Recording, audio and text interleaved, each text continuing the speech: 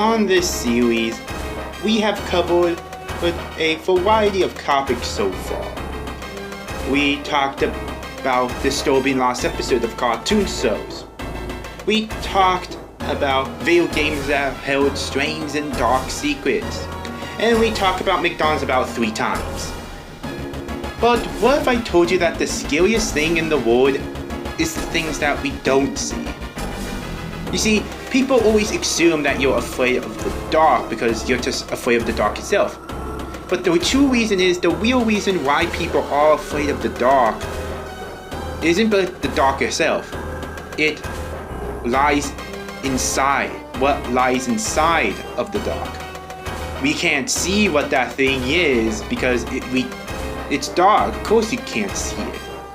So it leaves your imagination flowing with ideas and possibilities that terrify even the most bravest person. So, in this story, we'll learn just that. When our protagonist encounters something that he can't explain,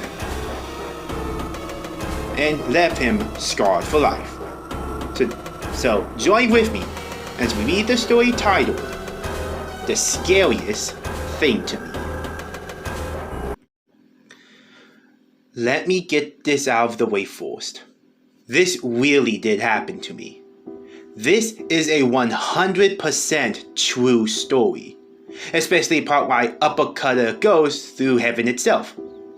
As with most true stories, do not expect some great shocking ending. I can only relate to you what I know. This is a mystery to me and probably will remain so for the rest of my life. I'm only writing this because I feel like it highlights a concept I want to discuss.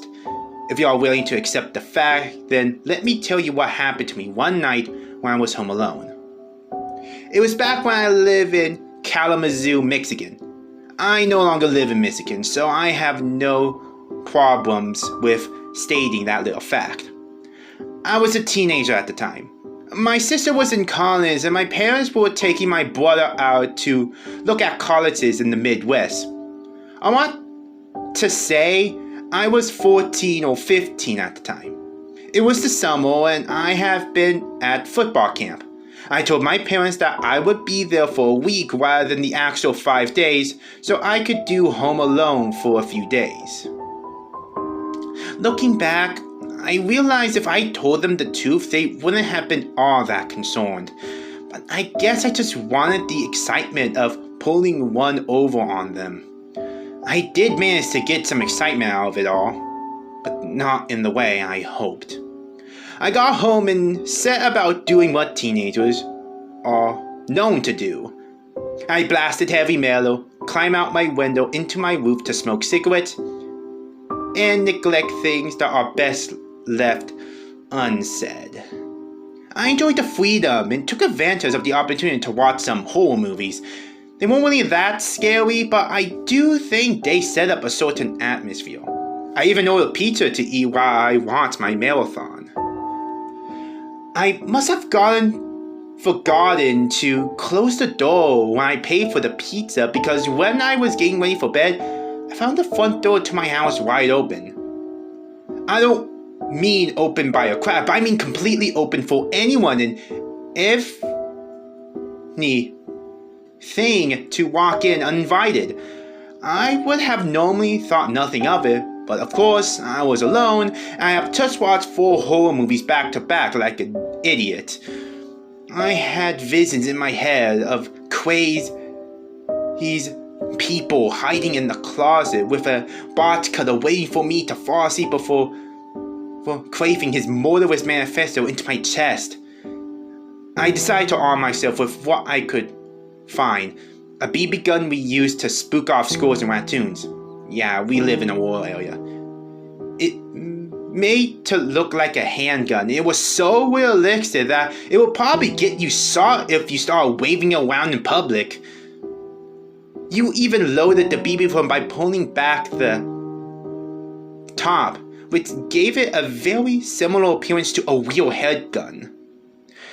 I hope that any razor blade wielding freaks could be along with this thing, I would hope that they wouldn't call my bluff because I had a crystal clear mental image of a BB bouncing off his chest before he whipped my skull in half with a chainsaw.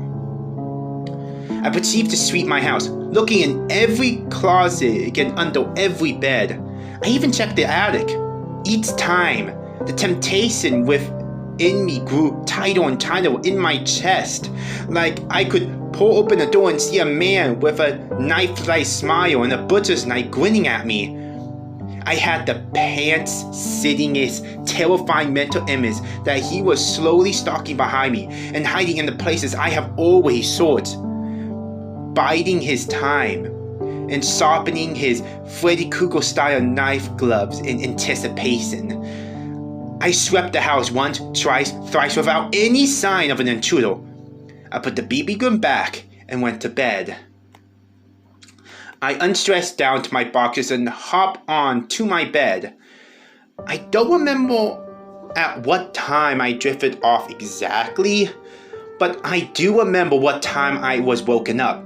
It was 2:30 in the morning because I remember thinking to myself, who the hell is making that noise late at night? It took a few seconds for my sleep-deprived brain to register that I was home alone, and another few seconds to piece the sound. It sounded like someone was tapping on my window. I was facing away from the window and had that childish thought that I could just ignore it and it would go away. It was the thought that the sound might not be coming from outside from my room, but from inside the room itself that made me roll over and look around my room. There was no recently escaped convict in my room glaring at me sleeping in form with some sort of murderous satisfaction. That was a good start. The tapping was still going on throughout all of this. Tap, tap, tap. It was definitely coming from the vacancy of my bedroom window. Just for six and giggles, tap on a nearby window or a glass surface. Using that as a frame of reference, imagine hearing that sound coming from your bedroom window late at night. Now imagine remembering that you live on the second floor of a house. The nearest tree was 15 feet away and out of range of its branches to be smacking against the window. Tap, tap, tap. My mind painted images of hockey mask wearing maniacs sitting on the 3-foot square of the roof outside my window, tapping on my window with their machetes. I slept with the blinds down to prevent the sun from waking me up too early, so I couldn't just simply look out my window. I would have to get out of my bed and open the blinds. Tap, tap, tap. I was genuinely terrified that someone was outside my window. I got out of bed as quiet as I could. I thought any sound would indicate my brutal death. I crept towards my closet and opened the door.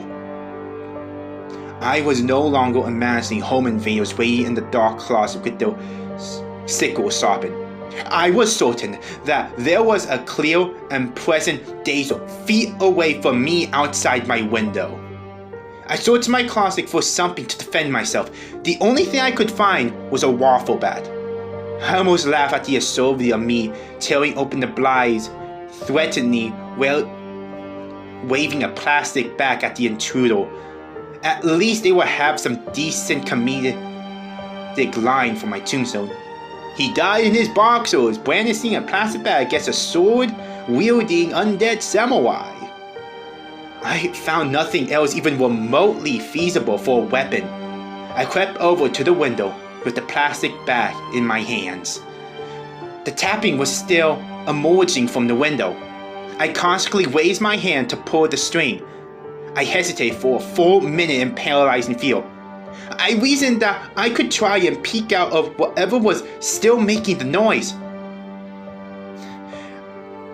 I was desperately by the product of peeking out only to see a eyes peeking back at me.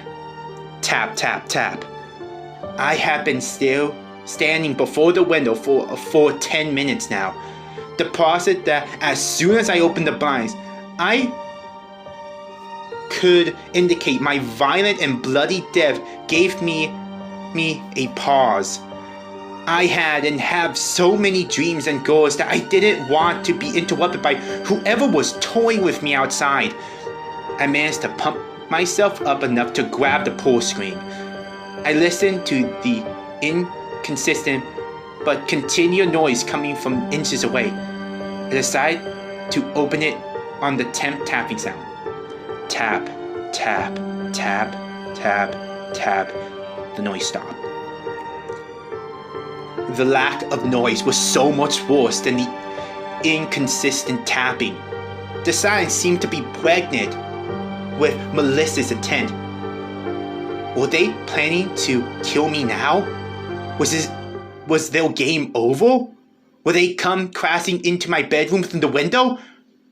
I held onto the plastic bag so tightly that my knuckles turned white. I decided that it was now or never. I grabbed the drawstring for all the blinds and pulled.